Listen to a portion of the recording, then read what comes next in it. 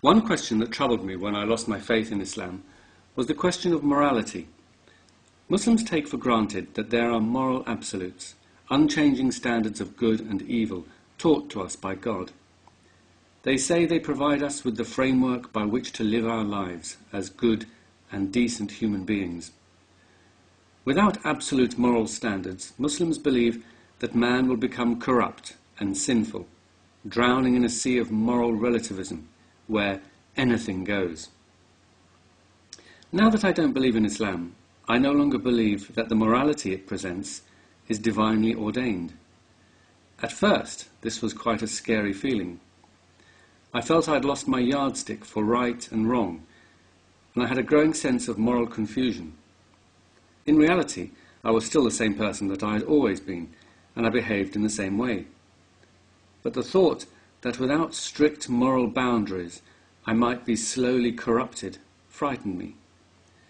I thought about how the sheikhs and imams in the mosques had warned about the dire consequences of abandoning God's law, how they constantly cited examples of immorality in the decadent secular West as proof.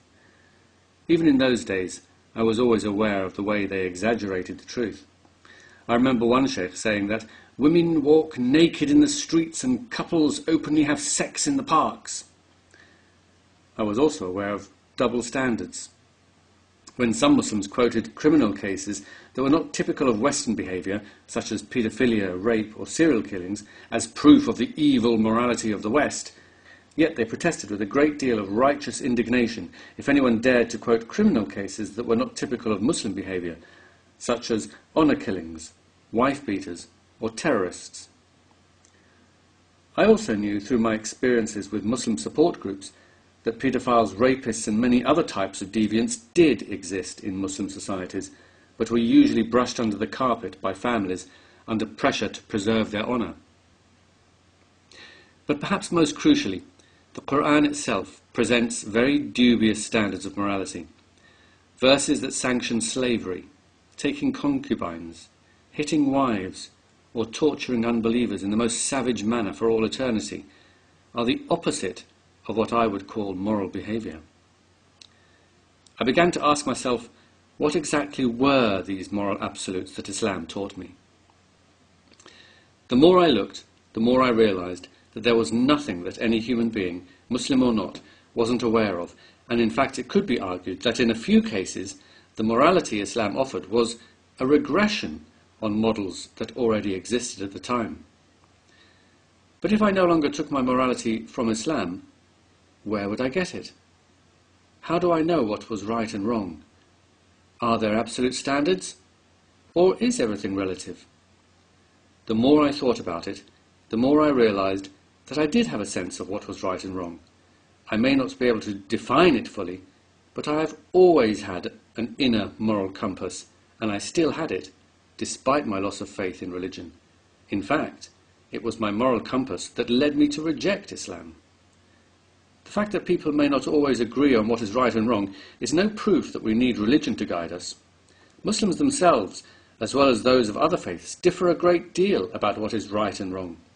And I'm not simply talking about minor issues, but some can't even agree on major issues. In fact, it could be argued there is a greater sense of what is right and wrong in societies not ruled by religion than in those that are, since they are not restricted by an outdated ancient text, but are able to apply the full weight of human reason that has not stood still for 2 millennia. It is no coincidence that only in recent times, when religion has been largely ignored, have we had such broad agreement on moral standards such as those set out in the Universal Declaration of Human Rights, which some Muslims still object to, arguing it contradicts Islamic law. The fact is that human beings are quite able to come up with moral values both collectively and individually, by using the powers of intellect, reason and conscience that we have all been given. We don't need an invisible man in the sky holding a big stick over us to make us moral beings. That in itself is immoral and sets a very low expectation of mankind that inevitably becomes a self-fulfilling prophecy. We know our actions have consequences here on this earth, both for ourselves and for others. The golden rule of treat others as you would wish to be treated is instinctive. The need for order in society necessitates it, as does reason and conscience. Of course, that does not mean that some human beings won't behave immorally, but what's new? Maybe it's easier and more comfortable to think that we have been given an external guide, a divine A to Z about what is right and wrong. But that seems to defeat the whole object of our existence as self-aware beings. To struggle with questions of right and wrong, good and evil. It is precisely why we have this ability. It's what makes us human.